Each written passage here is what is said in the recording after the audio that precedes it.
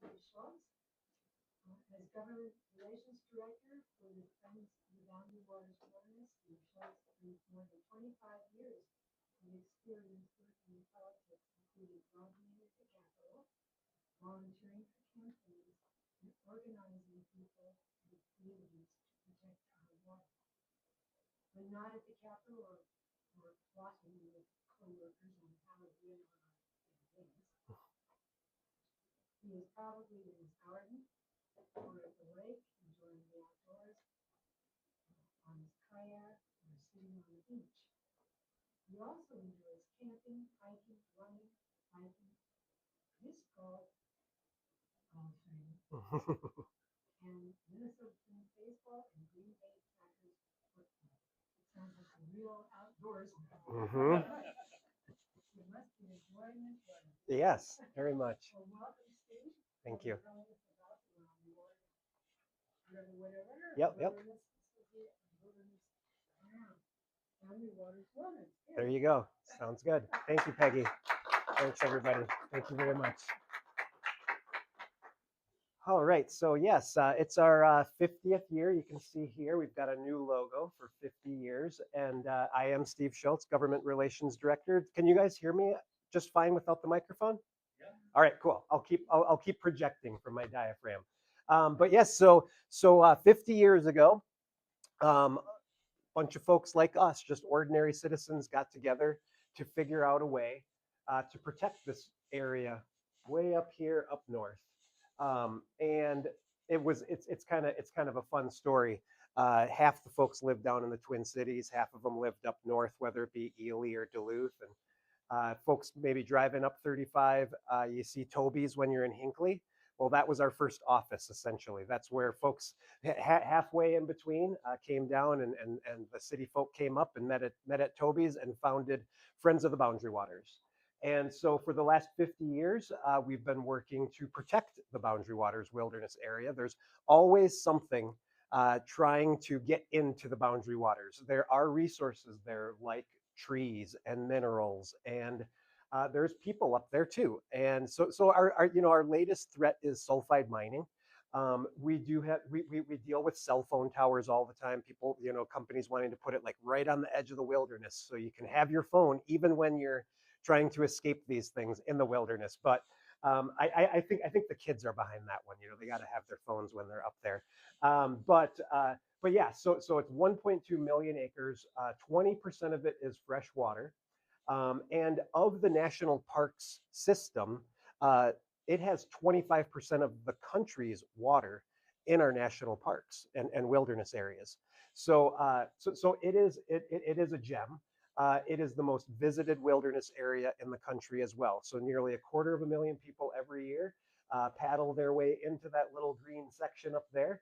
And I think I was talking before. This is the Gunflint Trail right here. It goes right along here. So Boundary Waters is up here along the boundary. So if you've got something on the Gunflint Lodge, Gunflint Trail, you can get all the way. You can drive all the way up here to Saginaw Lake, pretty much, and then the Boundary Waters are up there. We have offices in Grand Marais and Ely, and down here in St. Paul as well. We opened those offices a couple of years ago to make sure that we are a part of the community up there and listening to people and making sure that we have thriving communities. So I love this picture. This is just quintessential Boundary Waters. You've got interconnected waterways. There's rivers flowing. There's wetlands. There's swamps, whatever you want to call them. Little lakes, and you can get to pretty much all of them. Just depends on how strong your back is and how much stuff you want to carry on your back when you take those portages. So, who else been to the Boundary Waters before? All right, great. Almost half the folks. So maybe this will be an advertisement for the other folks. There's many different ways to do the Boundary Waters. You can be the wilderness guy, and you've only got a little pack and your canoe, and you go in. There's also ways to do it where you've still got a little bit of civilization.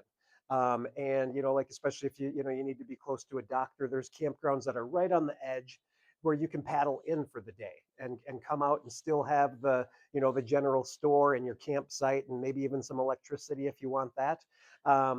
or you can, you can do it the old-fashioned way, and you just paddle your way in there for 50 miles or whatever it is, and then isolate yourself and figure out what the heck life is all about. So it is a real, for a lot of people, it's a place to recharge. It's a spiritual place. It's, like planes can't even fly over the Boundary Waters. So when you're in there, you hear a silence that you normally don't hear.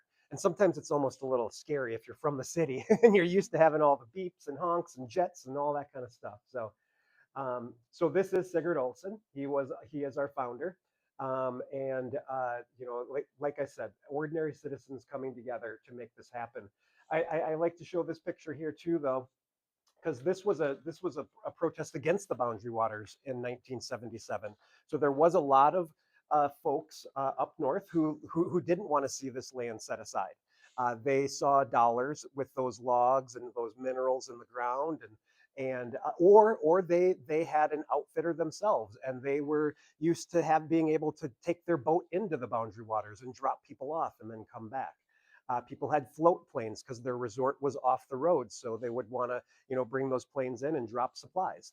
And so when the Boundary Waters was set up, there was about a 10-year period where those things were phased out. So businesses could figure out either a different model, they could sell their business. The government was purchasing those sorts of things at a fair market value too, so people wouldn't, lose on their investment that they made. And then many people just continued what they were doing. They just didn't use the plane and they didn't use the tugboat to get people in.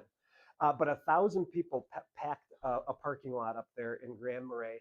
The population of all of Cook County was about 4,000 people at the time. So, if you take that, like, let's put that in perspective. That's like about 500,000 people at the Capitol, a quarter of the metro area showing up for something. And so there was controversy. So I don't like to shy away from that. There are people that still want to get into the Boundary Waters, to get those trees, to get those minerals, to get bottled water. I mean, it is some of the cleanest water on earth. So why shouldn't we bottle it and send it around the world? I know that Nestle has tried to do that, and Coca-Cola has as well. So just to be straight, we've still got some of these controversies today when it comes to sulfide mining, and you'll hear critical minerals and national security and all these sorts of things. And this is why, one of the reasons why I love doing this job is talking to people about these issues and finding out where they're coming from. And I love your the four-way test, because I find I didn't know those questions, but I ask those questions of myself a lot too. Like what is the truth here? And it's never really black and white. There's a little bit of truth there, and there's a lot of truth here, and there's a lot of truth there, and a little bit of truth here. So I'll try to get through all of those, all the nuances of this issue in the small amount of time I have. So we have three pillars. Our first pillar is wilderness, and that's where a majority of my work falls. We want to protect the wilderness through advocacy and conservation, which is kind of where we got our start in advocacy and trying to succeeding in passing the Boundary Waters Wilderness Act. People are an important part, we think, as well, making sure that people of all backgrounds can have access to the Boundary Waters, that no one is excluded from the Boundary Waters. And we have a program called No Boundaries to the Boundary Waters. I have pamphlets back on the table there if you're interested, where we work with students, schools from down in the metro and up north to train kids. First off, do you like this stuff? And then we work them through the system. Maybe they learn how to pitch a tent and build a fire, and then we get them out in a canoe. And if they like all these things, they might graduate to our program where they'll get a full week out in the Boundary Waters over the summer. And each year we send about 200 kids into the Boundary Waters for those week-long trips. And that's funded through the lottery fund. So when you buy a lottery ticket, a little bit of that goes back to the state into the Environmental Natural Resource Trust Fund. And so we set up this program a few years back. And then community. We need to have thriving communities at the gateway to the Boundary Waters. Here, let me get rid of this. We've got a day at the Capitol planning meeting that's starting in 5 minutes. I'm going to be late, exactly. No, I got coverage. But we want, like I was saying before, we want to be a part of the communities that are the gateways to the Boundary Waters, make sure they're thriving, make sure they have the tax base that they need to have hospitals, schools, churches, and all the things that are important in having a thriving community. This is one of our board members, Deb Huskins, and our executive director, Chris, and that was our first community person who was up in Ely. This is our grand opening of our Ely office right on Sheridan Street. Another thing about having great communities at the edge of the Boundary Waters is after you've spent a week in the Boundary Waters eating canned food and well, hopefully you've caught some fish, so you at least got some fresh fish along the way. The best thing to my eyes is seeing a bar or a restaurant where I can go in and eat some hot food that was made for me and maybe have a beer or something like that. So here's some more pictures that I find that kind of really represent the Boundary Waters. You can get out there in the winter. Just make sure you wear your life jacket. If the water's cold, it can be very dangerous if you tip your canoe and you don't have your life jacket on. Love this picture with the reflecting sky. These are a couple of kids from our No Boundaries to the Boundary Waters program that were enjoying a canoe and they're holding their paddles pretty much right. I'll give them that. Some kids. This is a common scene around the campfire. Woohoo! And heading into the Boundary Waters there. I think that's Sawbill Lake. So let's get into some of the problems, though. So I'm not a scientist. I guess at best, I'm a political scientist. But we have scientists who do who do these sorts of studies. And why is the Boundary Water so sensitive to pollution? Well, there isn't much to filter out pollution when it gets there. It's a lot of rock, and when pollution sometimes runs over soil, that soil can filter that pollution out before it even gets to the water. In this case, there isn't much of that like that natural filtration happening. Also, the chemistry of the water is different. So when you get the sulfates going into the water, it's hard. It reacts more aggressively, for lack of a better term, and that soft water with low alkalinity really reduces the ability of the water to work that acid through the water essentially, so it sticks around even longer. And like this is a artist rendition, but this is what the Boundary Waters could look like if there were an accident at one of these mines, where it goes from being a beautiful scene to now it's this ugly rusty orange color. Um, so here are the maps of the different facilities. This is Polymet. Polymet used to be only in the Lake Superior watershed, but they've expanded their operation now. Basically, the watershed line, so kind of runs like this. Water north of that flows north over to Voyageurs National Park and then way up to Hudson Bay. So the water above that line flows north, and below that line flows south into Lake Superior, and then on its way out to the Atlantic Ocean. Something that I had always, like especially when you're not into water and hydrology, I always picture water flowing south for some reason in my head, and it's so sometimes when folks say, well, the mine is right here, what's the problem with that? It's not even in the Boundary Waters. Well, unfortunately, this is the path of the pollution as it goes into Canada. So, now we've got a advocacy meeting starting up. So I do work with the National Wilderness Coalition. So our coordination meeting is starting now. Luckily, I got someone covering that one too. All right. So yeah. So you can kind of see here. This is the Boundary Waters area here. Here's Ely, and then Twin Metals mine is like right down here. So, oh, I'm sorry. It's actually I got it wrong. It's over here. Um, And here this is a good. I should have come to this map. This is the watershed line. So this water flows that way, and Lake Superior flows this way. And you can see here, right? This is where they're doing exploratory drilling as we speak right now, and this is. It says shut down now because technically it is shut down right now. They're trying their best to get it so that ban that's in place right now will be reversed, and I'll get into that in just a little bit. Um, so that kind of shows you.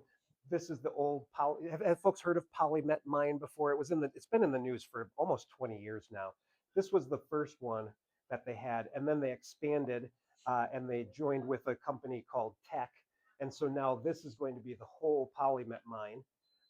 And you can see that part of it now is in the Boundary Waters watershed as well. Before it was just in the Lake Superior watershed. So this is the risk of sulfide mining. Sulfide mining's never been done in Minnesota. We've had iron ore mining for over 100 years. Iron ore mining, especially before the 70s, caused a lot of pollution, caused a lot of sulfate problems. If you're old enough, you remember them shooting what the waste from a mine is called tailings. It's just the leftover rock.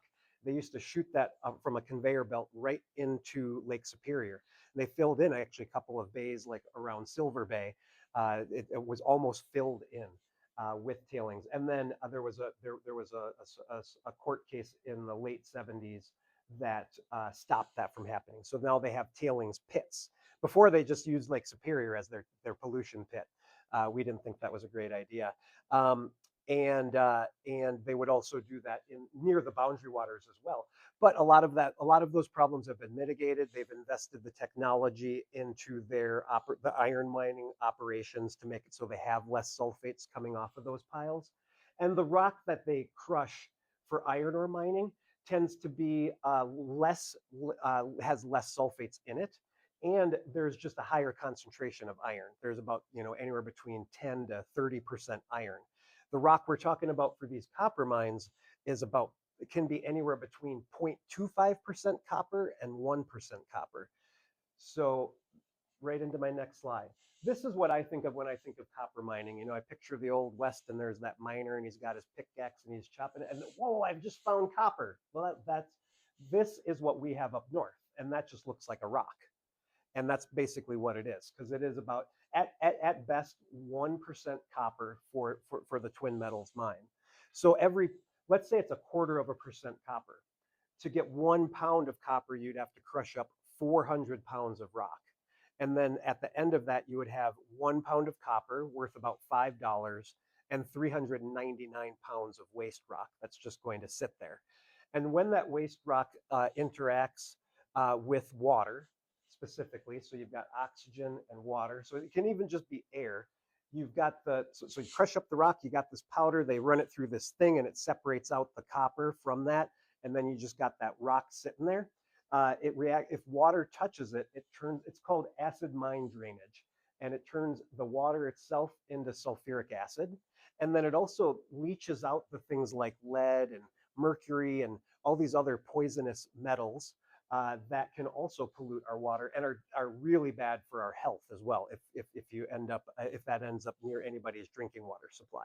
And up north, for the Twin Metals, I don't know of any drinking water supplies that would be downstream, so we hopefully wouldn't have to worry about that part of the health equation. But the mercury is still going to be leached into the water, and that'll contaminate the fish. So now you're fishing up in the boundary waters, and you got to worry about whether or not there's mercury in the water. Okay, so we do our work. So we had the 3 pillars of wilderness, community, and people. And to do our work on wilderness, we have 4 tools in our toolbox. So we sue people. So we have litigation. When we think the government or one of these mining companies does something against the law, we will take them to court. And we've got a pretty good record in court where we haven't lost against one of these sulfide mines yet. We work on legislation. So today's the first day of the state legislative session. I was over there at the Capitol right before I came over here. And so we work to enact laws both at the state and federal level to ensure that we continue the protections we have in place for the boundary waters. Citizen action is another one. So we engage with community groups like you and our supporters and those who don't know yet that there are supporters, but they really are. And we get them involved, whether that be talking to their elected officials, coming to one of our events, and then finally political action. So we have an arm of our organization that is called a C4 organization, a C4 instead. C3 is a charitable organization.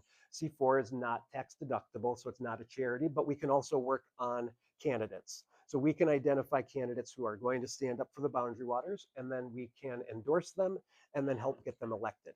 And we've found, like my bio, I've been doing this for actually more than 30 years now. Got to update my bio. That having people in office who already agree with you is much easier than talking them into it when they're already in office. When politicians are running for office, we have a little bit of power. When they finally get into office, it feels like they have the power and we don't have the power. So it's kind of a moment when we can find people who share our values of clean water and protecting wilderness, protecting public lands, and try to get them into office.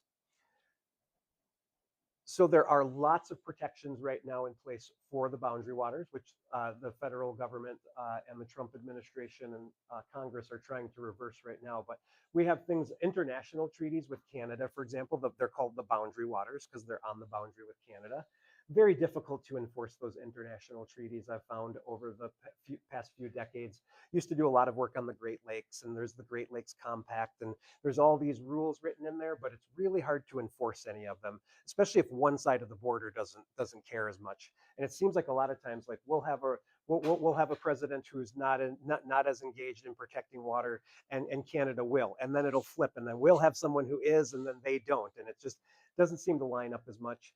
There are tribal protections in the 1854 treaty, which was all of the boundary waters were ceded by the Ojibwe people to the federal government, the United States federal government in 1854, before Minnesota was even a state. And we have federal protections like the Wilderness Act. The Superior National Forest mineral withdrawal under FLPMA. Wow, that's a mouthful. That's the current ban on mining in the watershed of the boundary waters, and that was put in place in 2023. And then finally, we have state protections as well. We have Clean Water Act. We have different environmental review processes. This is the Clean Water National Pollutant Discharge Elimination System. We always come up with such great names. Doesn't it sound nice? It's just basically a permit to pollute. And all of these work together, and sometimes don't work together to protect the boundary waters. Um, I'm not going to get too much into this because I don't have a lot of time, but these are the different protections that are within the different layers of legal protections. The three bands are the Grand Portage Band, Bois Forte, and Fond du Lac, and we work with them and their natural resource folks and their legal teams. Currently, all of these Ojibwe bands are opposed to these sulfide mines. There's a little bit of rumbling that one of them might be coming out with a different take on it. That would be Fond du Lac, but we haven't heard anything official yet, and we really want to keep them with us because we think together we're a lot more stronger when we go to Congress, when we go to the administration, or even to the state capitol, and when we're working together, I think it really helps our cause. Um, these are the different tribes in the state, and we do work, like I said, with the three that are in the area. We work with the others on, one thing we just recently got the Minnesota Indian Affairs Council to sign on and support our bill, Prove It First, which is a state level bill that we think will protect all of our water in the state from sulfide mining. So mentioned this before, currently right now, there is a 20-year ban, that's what that means, on mining on federal land in the Rainy River watershed. So the Rainy River watershed is the water that flows north. And so right now, no mining can be done on federal land, but they've spent the last year trying to reverse that. And they've come up with creative ways that I'll get into. This is the Twin Metals site. As close as you can get to it on water, it's actually a bit of a walk over this little cliff here, about 10 miles into the woods. But it would be right there. This is the Kawishwe River. Um, so our work at the federal level. This is Representative Stauber with President Trump. We are a nonpartisan organization. I want to be very clear on that. We don't, base any of our endorsements on parties. We don't base any of our policies on, oh, well, we think that the Democrats will like this more than the Republicans, or the Republicans will like this more than the Democrats. I talk to everybody when I'm over at the state capitol. Now, I get a better audience typically when I'm in a Democrat's office. Unfortunately, there are only a few Republicans over at the state capitol who sit down and have conversations with me, and I really want to change that because we think that the boundary waters was a bipartisan issue when it started. It was a bipartisan issue as little as 6 years ago with with Representative Paulson, was a supporter of our work. And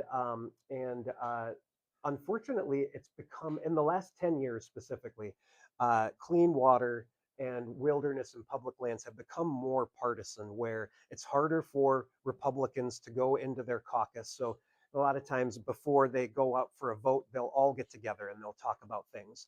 And when we have one of our state reps who's a Republican go in there, they'll get they'll be told to not, let's not focus on that. We have these other things we need to focus on. And I've heard that, and this happens to Democrats as well, that they might get I was going to say a veiled threat. Maybe it's not even that much veiled. Like, well, you like your leadership position.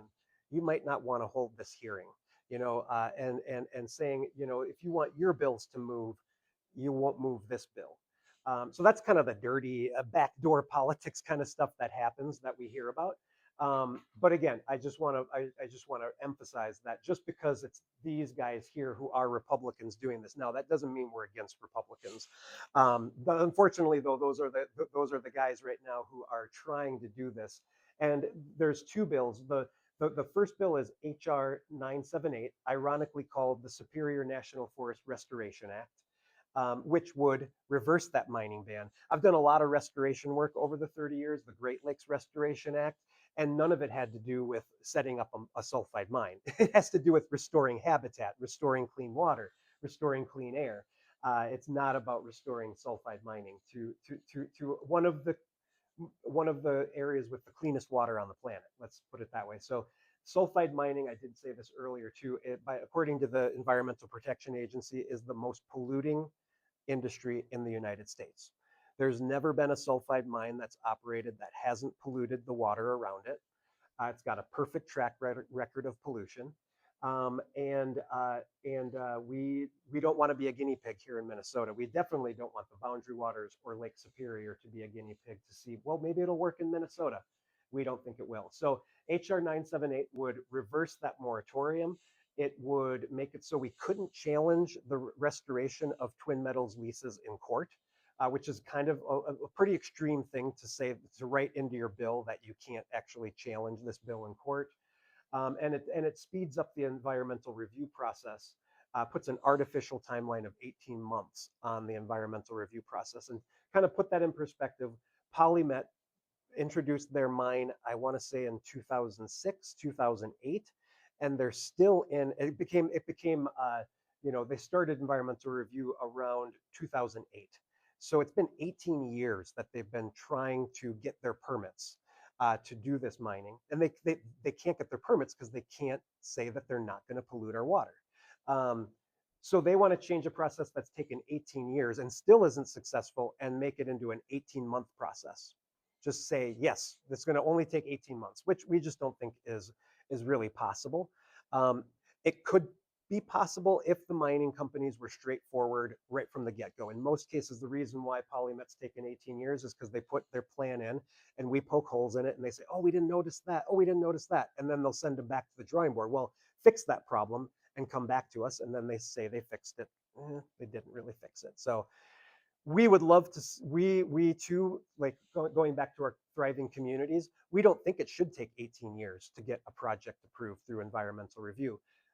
We would love to be able to trust these companies, and when they put in information to the government, that it would be accurate. But unfortunately, that's unfortunately not the case. It turns out that there normally are mistakes, whether they be intentional or not, we can't say. So why do we oppose So HJR stands for House Joint Resolution 140 and House Resolution 978. So we oppose them. And 140, I was talking about this a little bit at the table there. It's a really novel approach and novel is a nice word for it.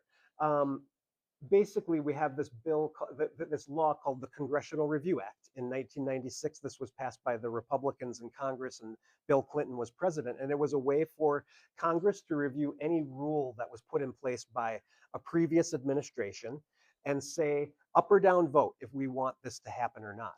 But it has to be a rule. And this is a public land order. So they're basically trying to apply a law to something that it shouldn't really be allowed to do. But if they're successful in doing that, we could have this entire mining ban and all of the protections that we have in place for the boundary waters be reversed with just 50 votes in the Senate. And typically for a policy, you need to have 60 votes in the Senate out of the 100 votes. It's how our system is set up. So you need to have a little bit, normally you need to have a little bit of bipartisan support to get something done in the Senate. And this was put in with bipartisan support. We think if you're going to try to reverse this stuff, you should have to have bipartisan support for it as well. So these are all the things that does. I think I already mentioned all of them. Um, yeah, these are all similar. Prevents our right to sue. Um, I could have swore I must have. Here we go.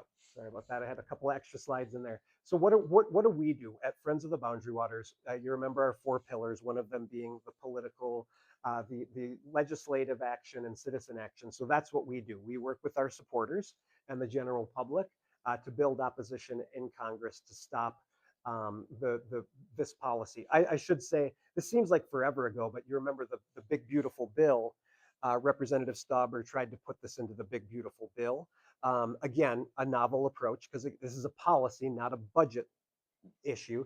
And thankfully, we won on that. We got them to strip that out before it even made it to the Senate because we said, look, this clearly is not a budget. It has nothing to do with the budget. They're just trying to reverse this. So we won on that. We support Representative McCollum's HR 588, and Senator Smith introduced the Boundary Waters Wilderness Protection and Pollution Prevention Act. Again, a mouthful, but what it does is codifies that mining ban in law, and would make it so we don't have to keep going back and forth every time there's a different president. It's a Democrat, they put the mining ban in place. The Republican comes in and they take it out, and then it's every 4 to 8 years it's flipping back and forth. Businesses don't like that either because they want to know, they want certainty on these sorts of things. So we do citizen calls, we do emails, letters. I've done written testimony to congressional committees. We meet with senators and representatives. Um, I will be going, last year I was out there 5 times visiting DC. And I'll be out there again, maybe 5, maybe even 6 or 7 times this year, just because of all the stuff that's happening out there. Um, there's other things that are happening at the federal level too. HR 4090 would basically enshrine Trump's executive orders in law, which are those critical minerals that, he's changed copper from just being a mineral. Now it's a critical mineral. And I was, again, telling the guys at the table earlier, we throw away 70% of our copper in this country. It ends up in landfills. And we think anything that you throw away 70% of really isn't critical, is it? If you throw away 70% of it. So either let's stop throwing it away, or let's be truthful about this. These minerals aren't staying in the United States either to help us with our national security, or make it so our cell phones work, or we can have more solar panels. All of these minerals are the mines are foreign mining companies from Chile and Switzerland, and they send all of their metals to China to be processed, and then we will get to buy them back, probably with a tariff on top of it too. So we oppose that law as well. Um, and then there's a new one over in the Senate, which this one doesn't have anything to do with mining, but it has to do with Homeland Security. And this is Senator Mike Lee from Utah. What this bill would do, under the guise of Homeland Security, would open up 100 miles northern and southern border, which the boundary waters are within 100 miles. So the entire boundary waters could be basically taken over by Homeland Security, and they could bring cars, boats, planes, helicopters. They can build buildings.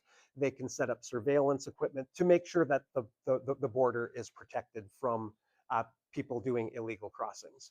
And I'm pretty sure there aren't very many people doing their illegal crossing through the boundary waters, because it's really hard to get through the boundary waters unless you've got a canoe. You're not driving a car across the boundary waters. There are no ways to do that, or a van, or a bus, or anything like that. So, or trucks full of undocumented immigrants. So we support 588. We support 1366. Our work at the state capitol. we consider this the last line of defense now. Now that we're seeing a lot of these things happening out in DC. And again, I would love to have the Trump administration see the light and say, you know what, this isn't the best place for this type of mining. There are better places to do this, as opposed to next to the cleanest water in our country and perhaps in the world. So we're working over at the state capitol. Like I said, today is the first day of legislative session. This is the Polymet site that would be the largest wetlands destruction in state history, just to build their building and build their mine. So we have a problem with that as well. I already talked about the Fond du Lac Reservation, but here's their wild rice that's just starting to grow back from all of that work that we've been doing to restore the St. Louis River and restore the Great Lakes. You can actually harvest wild rice now on that lake. There's actually fish now in that lake. Unfortunately, they're full of mercury, but we're making progress. And this would just be, it would take all that progress that we've made and could have the result of it being a waste of money. I'm going to skip through that one. There is corruption, unfortunately, involved here, and we've got bills at the state level to try to deal with this. This is the owner of Glencore receiving like the Medal of Honor from Vladimir Putin. Um, that's who he hangs out with. The owner of Antofagasta bought a condo in downtown Washington D.C.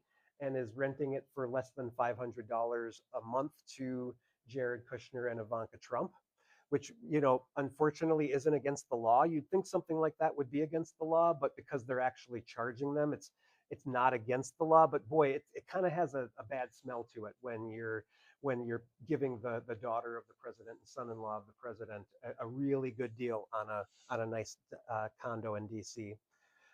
So we've got a few ideas here at the state level that we want to work on. Prove it first law, common sense protection, basically says, show us a mine that's in a water-rich environment like Minnesota that has operated for 10 years and has closed for 10 years without polluting, and we can start this permitting process. Otherwise, we're just wasting money and time, because almost everybody says they don't want to pollute the boundary waters. So prove it. A lot of the pollution happens after the mine is closed too. So that's why we want to see it not pollute for 10 years afterwards, because after the mining is done, the company itself doesn't have much interest in aside from a warm fuzzy feeling in their stomach, to make sure our communities are protected. And I don't see them getting that warm fuzzy feeling really ever. So we want to make sure that we are not a guinea pig. This was the law of the land in Wisconsin for 20 years under a Republican administration, a Republican assembly, and a Republican Senate. So I am perplexed why we're advocating for a policy that is a Republican policy, and we can't get any Republicans to sign on to it. We have the Taxpayer Protection Act. Like I was saying, a part of the mining companies' business models is, and I'm a historian, I took a lot of classes on the Old West, and there was a saying for mining companies back then. It's get in, get rich, and get out. And while they've cleaned up their messaging a little bit in the last century, it's still really their model is to make money and care about the consequences at a later time. So we want to make it so more money is put upfront by these mines, $1 billion, basically a security deposit. If there's a major accident, this wouldn't even cover 10% of the problems. But we do know that if they don't have that major accident, that this would cover the cost of closing down the mine and reclaiming the land, is what they call it. So basically make it look like a little park that cover up the mine and everything like that. So let's protect taxpayers, make sure we don't have to be the ones paying for it. We have a bad actor bill, not just Nicolas Cage, but some of these mining companies are bad actors, like I was talking about before. It's cheaper for them to just pay an environmental fine. Yeah. Okay, I'll be real quick then. So it's a part of, like I was saying, a part of their business model is to just pay the fine and not deal with the environmental regulations. It's cheaper for them to do that. And so we don't want anybody who that's their business model in Minnesota. Here's our supporters of Prove It First. We've got 25 of the 34 DFLers in the Senate. We've got 50 of the 67 Democrats. Unfortunately, no Republicans, but I am working on it. I've got a few of them who are almost there. This is our Clean Water Coalition. If you're interested in joining, we'd love to have your organization on this list. Boundary Waters Day at the Capitol. If you're available 8 days from now, next Wednesday, full day will be at the Christ on the Hill Church, Lutheran Church. We train you, we give you breakfast and lunch, train you on how to lobby. We'll even take you to your appointment with your legislator. And you can talk to them about how why the boundary waters and clean water are so important to you.